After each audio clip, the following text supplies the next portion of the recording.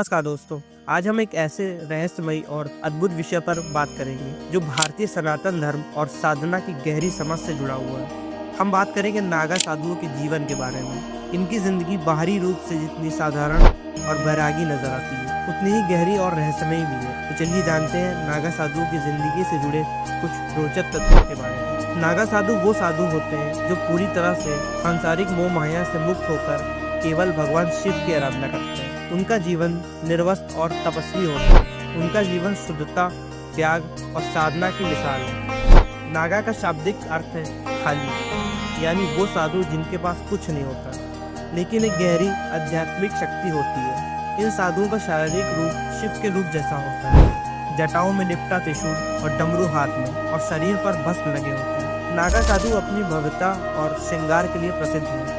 लेकिन क्या आप जानते हैं इनका श्रृंगार साधारण महिलाओं के श्रृंगार से कुछ अलग है। परंपरा में महिलाओं के लिए 16 श्रृंगार की बात की जाती है, लेकिन नागा साधु करते हैं 17 श्रृंगार। ये श्रृंगार सिर्फ दिखावा नहीं बल्कि भगवान शिव को प्रसन्न करने के लिए किया जाता है। नागा साधु अपना श्रृंगार बड़े श्रद्धा भाव से करते हैं ताकि उनका मन और तन दोनों ही शिव में रमा रहे। नागा साधु श्रृंगार के दौरान जो 17वां श्रृंगार करते हैं वह है भस्म। यह भस्म उन्हें यह याद दिलाती है कि उन्होंने सांसारिकता का त्याग कर दिया है और अब वे केवल शिव के भक्त। यह भस्म उनकी तपस्या और साधना का प्रतीक होती है और यही बात रहस्यमय श्रृंगार है जो उनके शरीर पर दिखता है, लेकिन इसका गहरा रहस्य केवल वे ही जानते हैं। नागा साधु बनने के लिए बहुत कठिन तपस्या और साधना की आवश्यकता होती है। यह प्रक्रिया लगभग 12 सालों की होती है, जिसमें पहला 6 साल सन्यासियों के लिए बेहद महत्वपूर्ण होते हैं। इस दौरान उन्होंने ब्रह्मचर्य का पालन करना होता है और तब उन्हें महापुरुष की दीक्षा दी जाती है।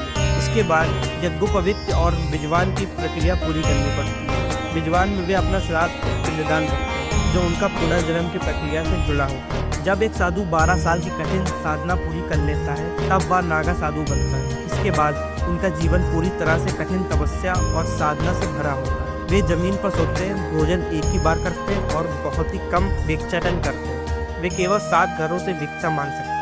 नागा साधु का जीवन एक तरह से युद्ध करने वाले संतों जैसा होता है, क्योंकि उनका स्वभाव बेहद उग्र और साहसी होता है। नागा साधु न केवल आध्यात्मिक साधना में माहिर होते हैं बल्कि जब जरूरत पड़ती है तो वे युद्ध भी करते हैं। एक प्रसिद्ध घटना के बारे में हम सभी जानते हैं। जब अहमद शाह अब्दाली ने मथुरा, वृंदावन और गोकुल पर आक्रमण किया था, उस समय 40,000 नागा साधुओं ने मिलकर उसका मुकाबला किया था और गोकुल की रक्षा की। यह घटना हमें यह समझाती है कि नागा साधु केवल भक्ति नहीं बल्कि एक सैन्य पंथ के रूप में भी जाने जाते हैं। वे अपने अखाड़ों में रहते हैं और वहाँ उन्हें युद्ध की ट्रेनिंग दी जाती है। नागा साधु हमेशा अपने साथ त्रिशूल, तलवार और भाले रखते हैं। वे युद्ध के समय अपनी शक्ति का इस्तेमाल करते हैं और देश की रक्षा में भी भाग लेते हैं। स्वतंत्रता संग्राम के समय भी नागा साधु भारतीय सेना का समर्थन करते हैं। आज के समय में नागा साधु अपने सैन्य स्वरूप को छोड़कर एक शांत जीवन जीते हैं। वे अब सनातनी मूल्यों के साथ जीवन जीते हैं और उनकी साधना और तपस्या का उद्देश्य केवल ईश्वर की भक्ति और आत्मज्ञान प्राप्त करना है। नागा साधु का जीवन हमसे कहीं अधिक गहरा और रहस्यमयी है। उनकी साधना, त्याग और भक्ति हमें जीवन के उच्चतम आदर्शों की ओर प्रेरित करती है। उनका श्रृंगार भी उनकी साधना का हिस्सा है, जो हमें यह याद दिलाता है कि शरीर और मन का सही संयोजन ही शिव के प्रति सच्ची भक्ति है। अगर आपको ये जानकारी रोचक लगी हो तो इस वीडियो को लाइक और शेयर करें, और अगर आपने हमारे चैनल को सब्सक्राइब नहीं किया तो अभी कर लें ताकि हम आपको इसी तरह की और जानकारी देते रहें।